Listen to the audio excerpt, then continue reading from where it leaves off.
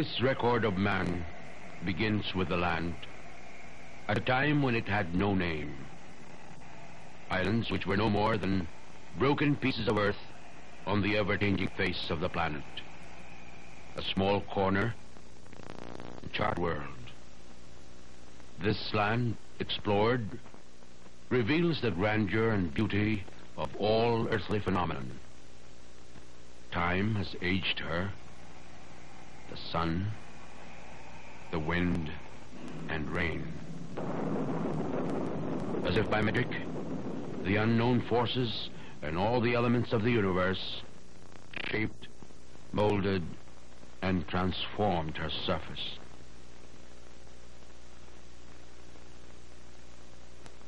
Once, bridges linked this land to the great continent of Asia. The first settlers crossed these bridges on foot. With this primordial struggle for survival, the history of a people begins. Of years later, the great layer of ice north broke in melting currents. The surging waters washed away these lying ridges, leaving only patches of land in the depths of an endless sea. Thus, the Philippines emerged, an archipelago, a cluster of more than 7,000 islands in the Pacific.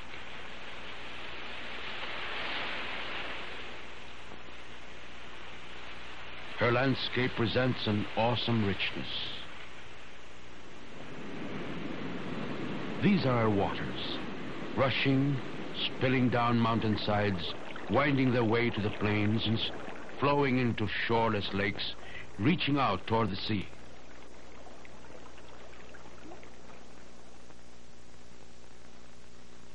Her wilderness, her deep emerald jungles, the boundless forest tundra, the majesty of her noblest trees.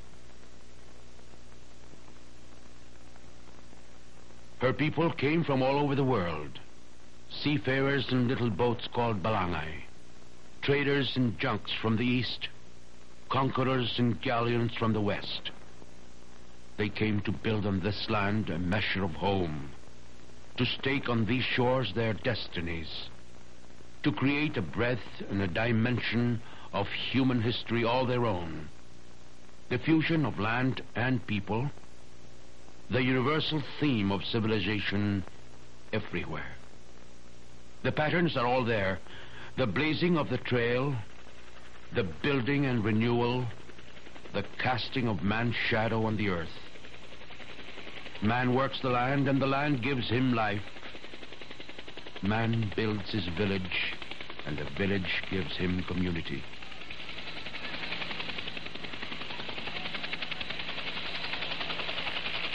Man builds a city, and the city gives him power and the ultimate measure of glory.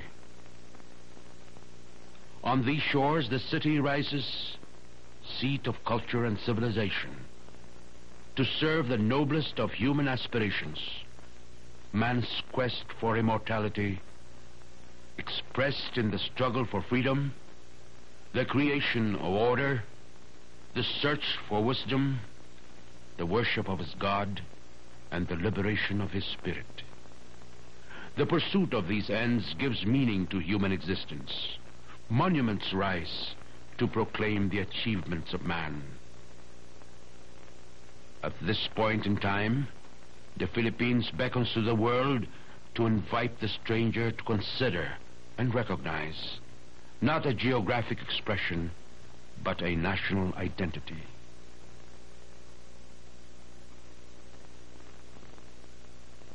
Confronting himself, tracing the wellsprings of his being, the Filipino search for identity is but a national aspect of the human crisis.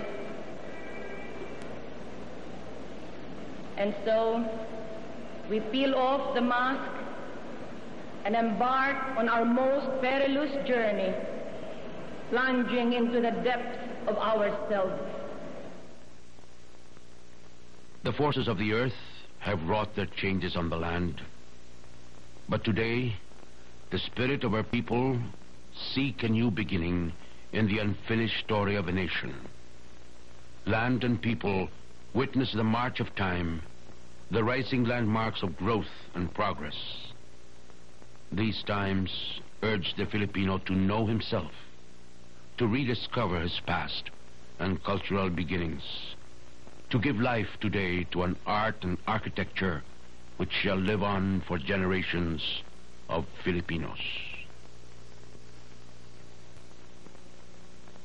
The Folk Arts Theater of the Philippines, completed in 70 days, stands as an achievement of Philippine artistry and determination to house the rich and varied arts expressive of the soul of the Filipino people, to present what gives flesh to the wellsprings of a race, a monument to the Filipino spirit.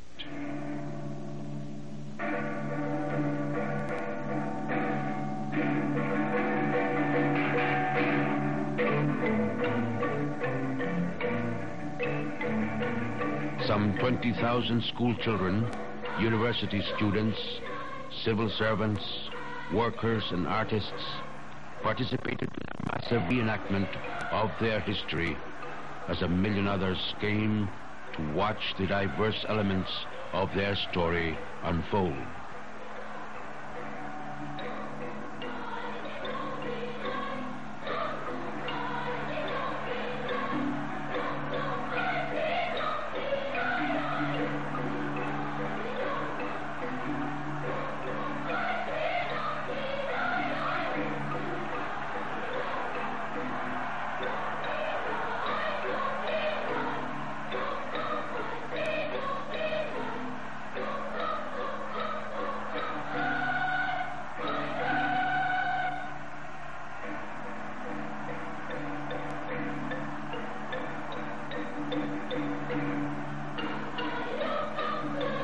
The occasion also coincided with the Miss Universe pageant, which brought together beauty candidates from all over the world.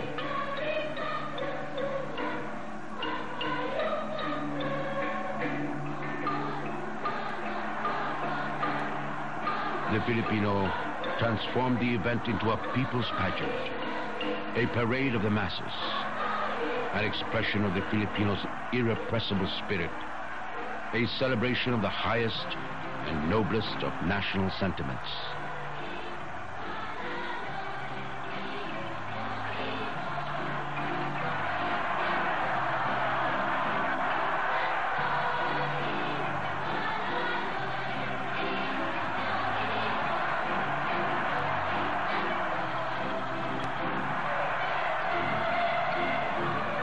International guests from neighboring countries and from Mexico, Spain, the Union of Soviet Socialist Republics, the United States of America, Israel, Italy, and England came to grace the occasion. Among them, the Marquesa de Villaverde from Spain, Van Cliburn, pianist from the United States of America, Rufino Tamayo, painter from Mexico.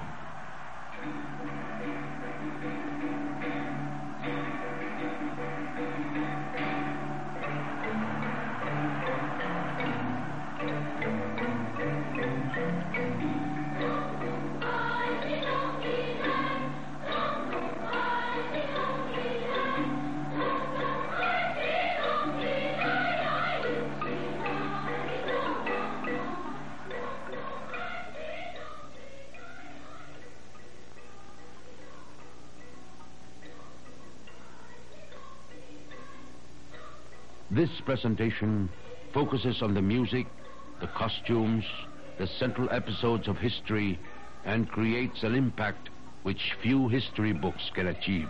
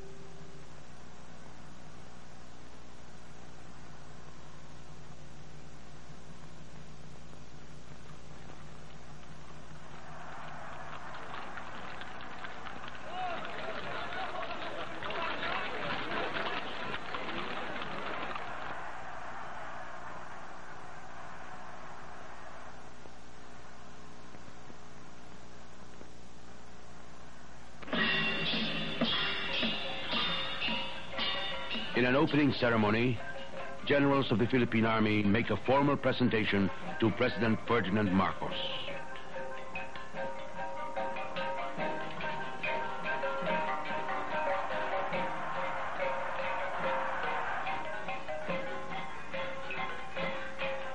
"50 chieftains lead the pageant. As leaders of cultural minorities, they represent ethnic tribes who live all over the country. They are followed by the famed tribe of the Tasadas. These are descendants of the first Filipinos. Their tribal names suggest the strange and the unknown. But these tribes are a people with a culture truly alive with arts and crafts that testify to the wealth of ancient traditions of the country.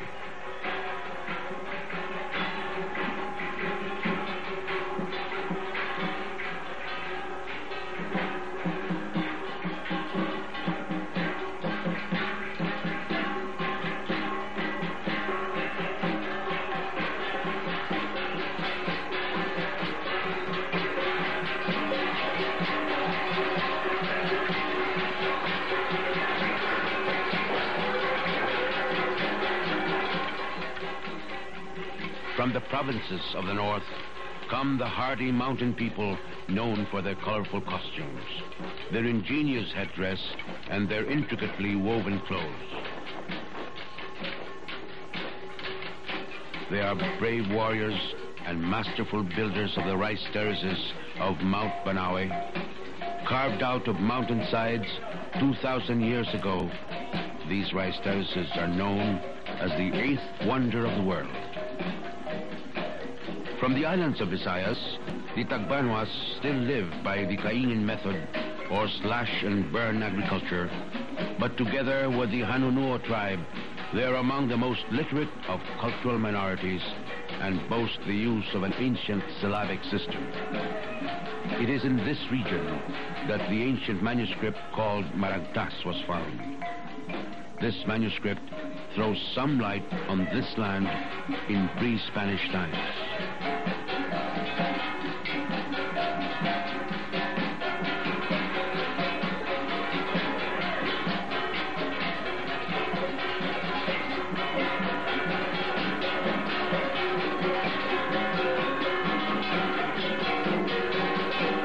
The Muslim tribes of the south are the greatest in number. Long before the arrival of Christian Spain, Islam had taken root in the great island of Mindanao and its offshore islands of Sulu. The Filipino Muslim has added to the richness of Philippine culture. But it is his resilience, a consistent posture of pride and courage, which sets him apart. The Maranaos call themselves people of the lake. Their highly sophisticated arts have made the area around Maranao Lake a center of Muslim culture.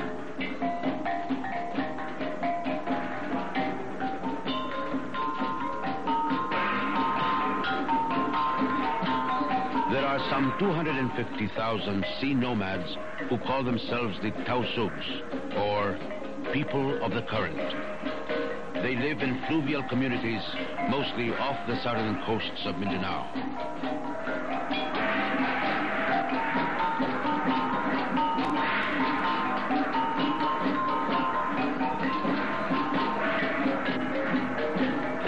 Around Basilan Island, in the south, the Yakans live and are known for their rich weaving traditions and gay painted faces. While the Samals are ingenious builders of boats and, like many other Filipinos, rely on the bounty of the sea for their livelihood. The government continually works to integrate these minorities who wish to join the mainstream of Filipino national life, even as it protects the rights of those who prefer to remain and preserve their original way of life. These tribesmen number more than 4 million. Each tribe has something different to offer. The gentleness of manner, the charm of simplicity, the exuberance of arts and crafts, the unique dance forms, their ingenious instruments for music. But But over and above these, their way of life exhibits that ageless wisdom, an understanding and observance of the timeless, unspoken laws of nature. All of these come together in a display of intense variety, of a convergence of cultural wealth.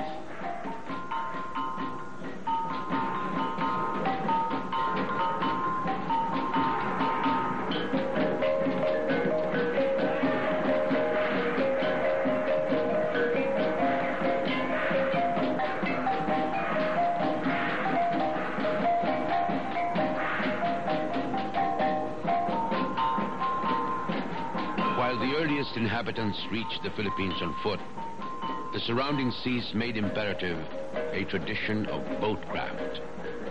The Dumagat tribe fashioned the earliest boats. Hollowed from tree trunks, these vessels showed a high degree of workmanship. The Spaniards called the early Filipinos Negritos. However, they called themselves Lord of the Land to indicate the antiquity of their settlement.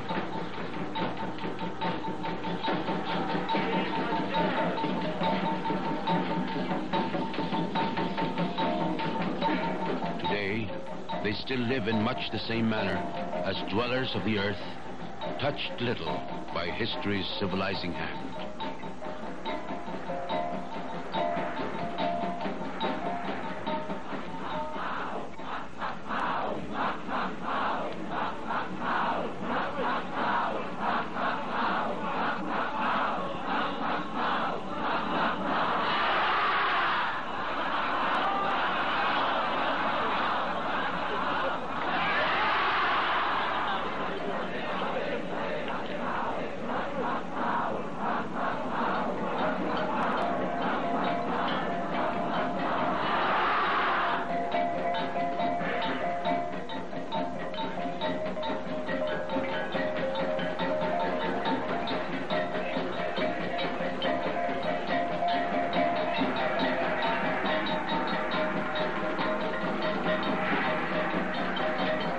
The next wave of migration brought the seafaring founders, the Malays. They took over the lowlands and the river deltas, driving the Negritos to the hills.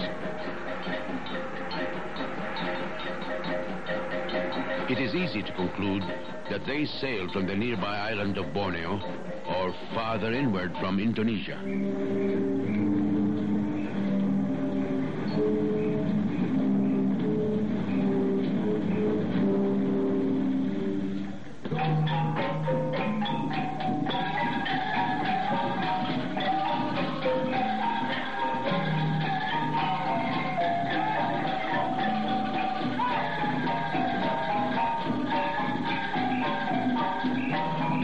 Waves of migration from the different parts of Southeast Asia explains the diversity of Philippine languages.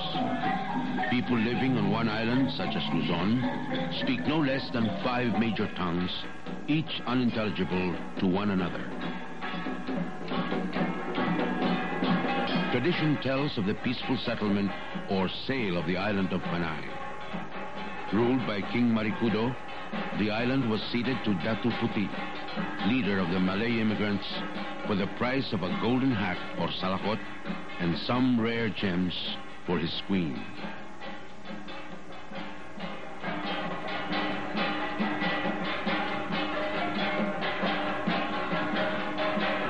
These Malay forefathers were farmers.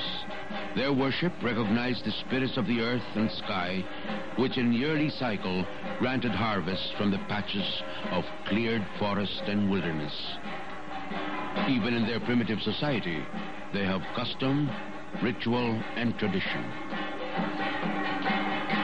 Their basic unit of society was the family, the large extended family who lived together in a settlement called barangay, named after the boats in which they traveled to the Philippines from their ancestral homes.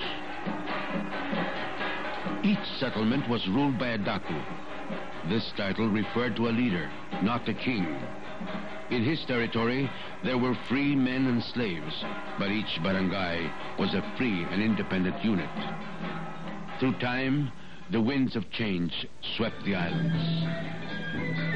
The threads of many cultures, the streams of a racial mix, entered into the making of the Philippines.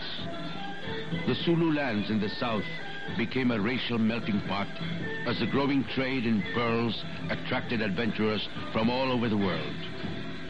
Ships from as far as China, Sumatra, and Java came and created a trading crossroads in the south. Sailing trade routes to the east, the Chinese came in junks with goods for the commercial ports of the South Seas. As passengers and traveling merchants, they settled at various points in the archipelago to enrich the texture of national life as merchants and artisans. Intermarriage made permanent the various cultural influences brought about by foreign traders. Each new seed, each new cultural influence which touches ground on this soil springs forth transformed as the Filipino makes it his own. Many aspects of Philippine culture carry the rich overlay of Chinese influence.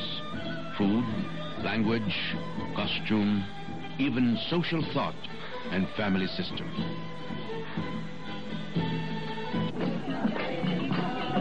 Through the two Indonesian empires of Srivijaya and Majapahit, Indian cultural influence flowed to the Philippines. Hundreds of words are Sanskrit in origin. Arts and crafts, and even folk literature reflect borrowings from Indian thought and cultural patterns.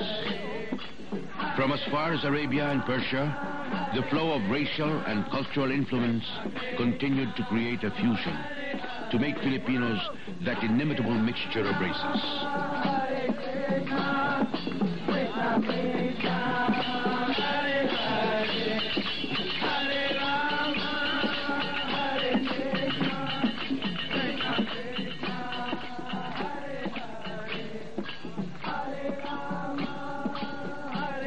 Filipinos are an ancient people, but history fused its destiny with the West.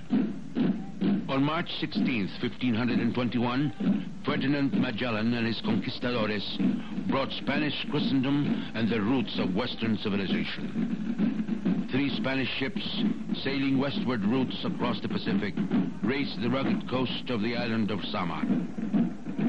Magellan promised the King of Spain that he would find a route past the great American continent to the famed riches of the Spice Islands. In this search, he drove his men through the overwhelming expanse of the Pacific. Through the long journey, they endured conspiracy, starvation, and disease. Raja Humabon, ruler of the bustling town of Cebu, received them with hospitality. Upon Magellan's urging, Humabon consented to be baptized a Christian and become a vassal of Charles, the King of Spain. Humabon himself had vassals of his own. One, the strong-willed and fearless Lapu-Lapu, chief of the island of Mactan. Because he refused to pay homage to the King of Spain, 60 Spanish soldiers set out to teach him a lesson. But the native warriors fought a brilliant battle. Armed only with bamboo spears, primitive cutlasses, and bows and arrows, Lapu-Lapu and his men stood their ground against the steel-clad Spaniards. Fighting for their land and their people, they drove the invaders back to sea. This rash attempt at dominion cost Magellan his life. The defeat compelled the 3 Spanish ships to weigh anchor in hasty departure. Only one, the Victoria, continued to sail westward back to Spain, and when they reached the harbor of Seville, they had gone full circle around the globe. These men, who journeyed to the Philippines, were also the first men to sail around the world. 3 Spanish expeditions were sent to the east. Each one made its landfall in the Philippines. Villalobos, who led the 3rd expedition to the islands, named them Las Filipinas in honor of the prince who was soon to reign as Philip II. When Philip succeeded the Spanish throne, he decided to colonize the Philippines. the young conquistador, Miguel Lopez de Legazpi, initiated the 400 years of Spanish rule with a conquest by the sword and the cross. As an outpost of the great Spanish Empire, the Philippines became the seat of Christianity in the East. The Catholic faith is perhaps the most enduring achievement of Spanish rule. The conversion gave the people a distinct way of life.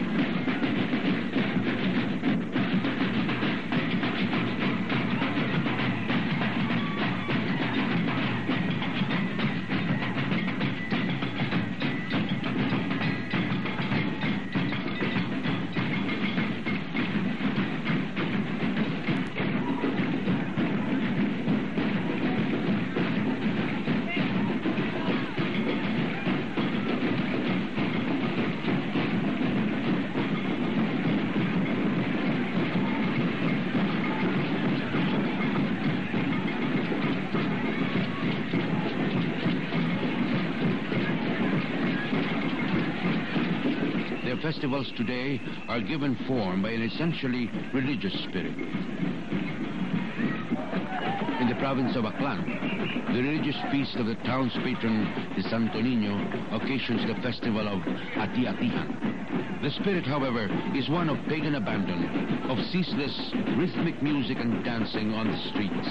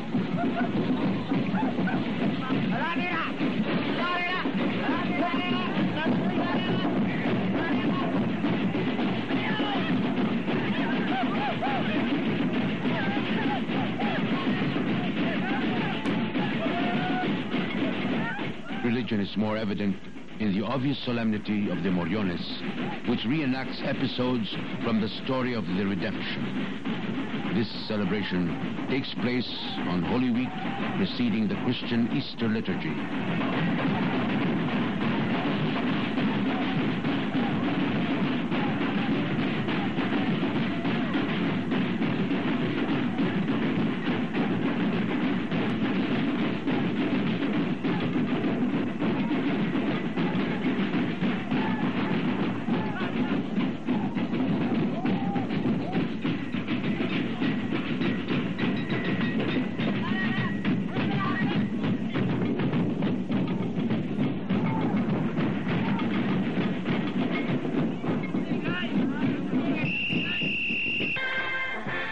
Colony of Spain, the Philippines became embroiled in the 7 Years' War of 1762.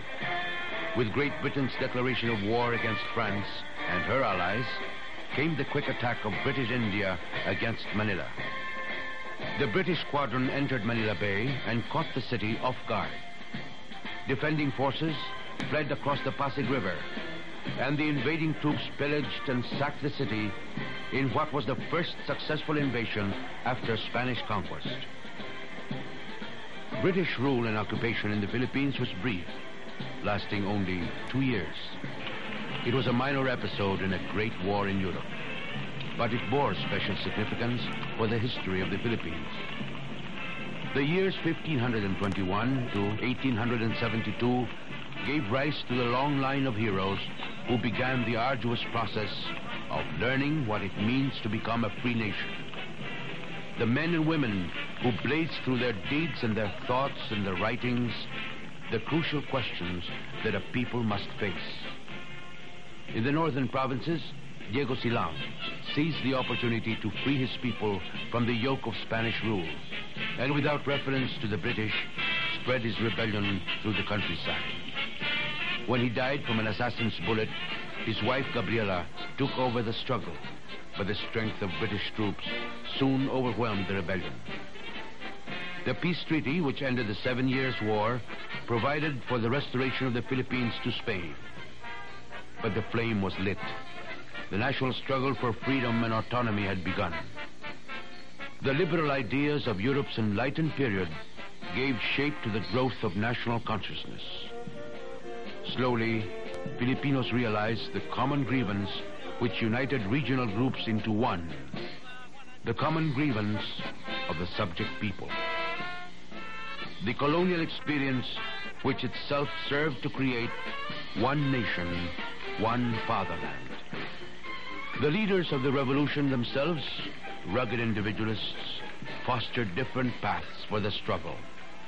The young warehouse worker Andres Bonifacio believed that the time was ripe for recourse to arms, to right the wrongs suffered by his countrymen.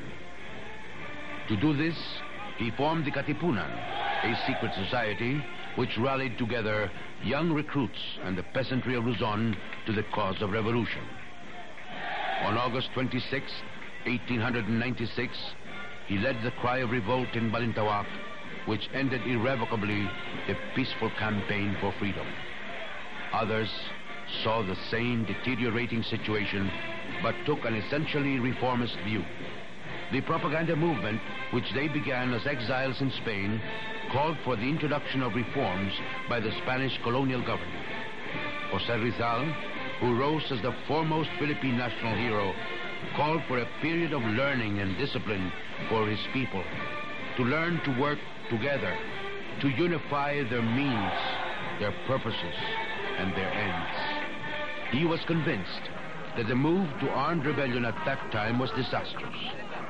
Instead, he inspired his countrymen to the cause of education, that by means of instruction and hard work, they may acquire a personality of their own, worthy of the liberties they demanded. Condemned to death by Spanish authorities, Rizal was shot by a firing squad in Bagumbayan on December 30th, 1896. His execution sparked the people's resentment, and the revolution spread like wildfire. On June 12, 1896, the Philippine Revolutionary Government, under General Emilio Aguinaldo, declared its independence from Spain in Kawit, Cavite. For the first time, the Philippine national anthem was sung and the Philippine national flag unfurled.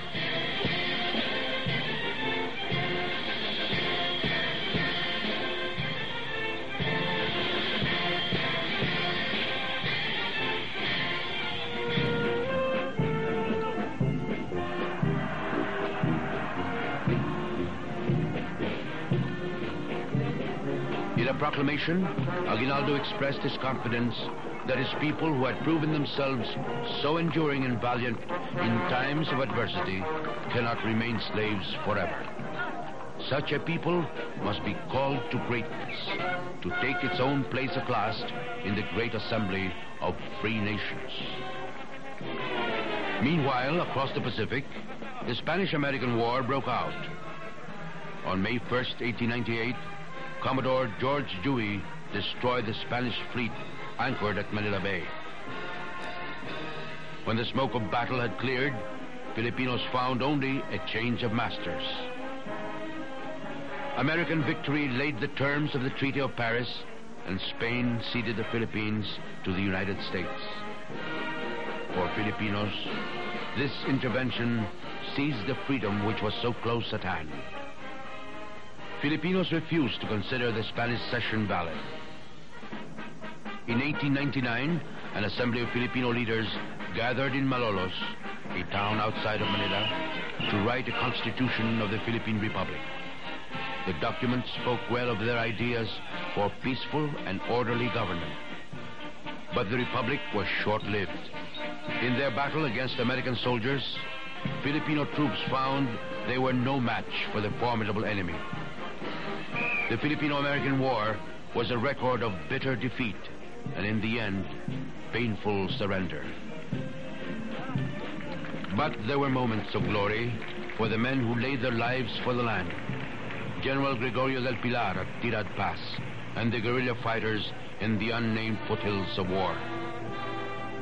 Filipinos began once again a period of tutelage, now in the republican institutions of American democracy. The new colonial power expressed sympathy for national aspirations and made solemn commitment to grant independence as soon as the Filipino people could demonstrate their capability for stable government. The Tidings-McDuffie Act of 1934 provided for an election of a constitutional convention which would frame the constitution of the young republic. Complete independence would be granted in 1946. But the interim period gave the Philippines the status of Commonwealth and self-government under Manuel L. Quezon as president. A charismatic leader, Quezon captured the love and adulation of his countrymen. His era was evocative of his fiery and flamboyant style. But it was a time of hard work, and the Commonwealth leaders laid the groundwork on which would stand the future Republic of the Philippines. Providentially, these leaders gave first priority to national defense.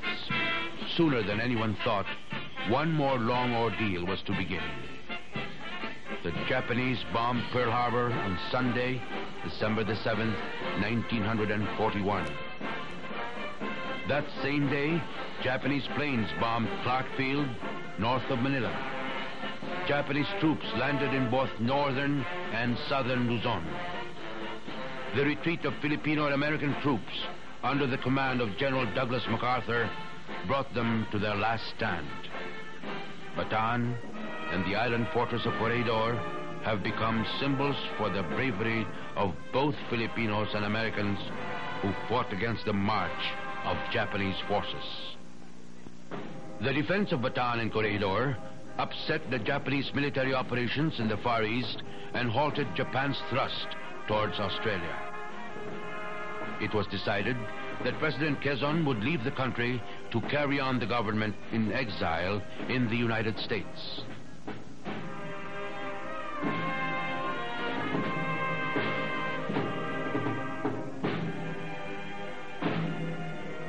On October 14th, 1943, Jose P. Laurel was appointed President of the Republic, inaugurated by the Japanese military organization. He faced the difficult and painful task of maintaining law and order. For the sake of the civilian population, he had to come to terms with the enemy occupation. Manila, as an occupied city, suffered destruction second only to that of Warsaw. All over the countryside, the cruel hand of war brought death and destruction. After a recurring illness, President Quezon died in the United States. In his message to the Filipino people, the new president, Sergio Osmeña Sr., praised the heroic resistance of his people. After the fall of Bataan and Corregidor, the guerrillas continued to fight against the invaders. Without arms, hungry and unclothed, they gave battle to the enemy from every nook and corner of the land. On October 20th, 1944, American Liberation Forces landed in Leyte. General Douglas MacArthur fulfilled his historic promise to return. General Carlos Romulo, who later presided over the august assembly of the United Nations, shared the peril and the pride of the occasion. MacArthur urged the Filipino people to draw on the indomitable spirit of Bataan and Corregidor to renew their strength. For the tasks that lay before them, the Filipino people needed every ounce of will and determination. Liberation was at hand, but it was a time to rebuild on the ashes of war, to come together in the aftermath of so terrible a destruction. The process of rehabilitation might have been as much an ordeal as the long years of fighting. In the end, who could find the will and the strength to carry on the unfinished business of nation building?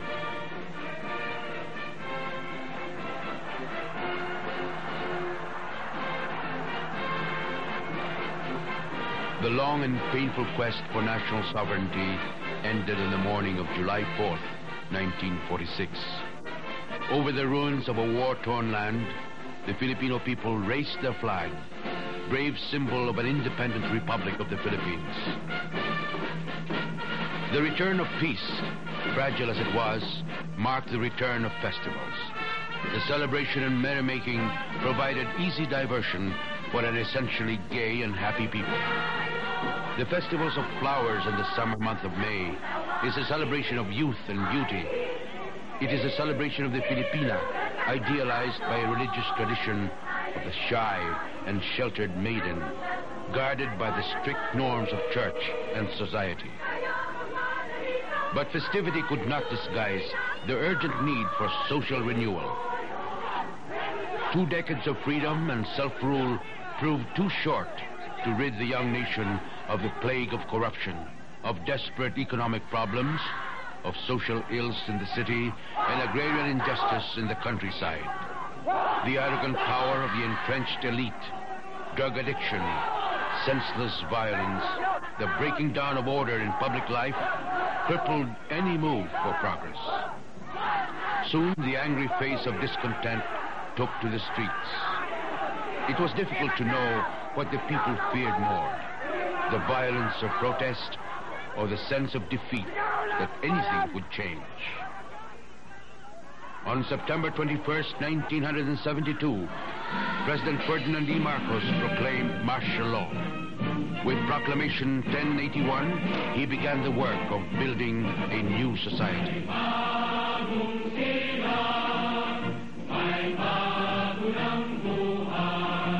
This decree was a promise, an earnest for the future, a monument to the revolution that transforms and directs for the ultimate freedom of man.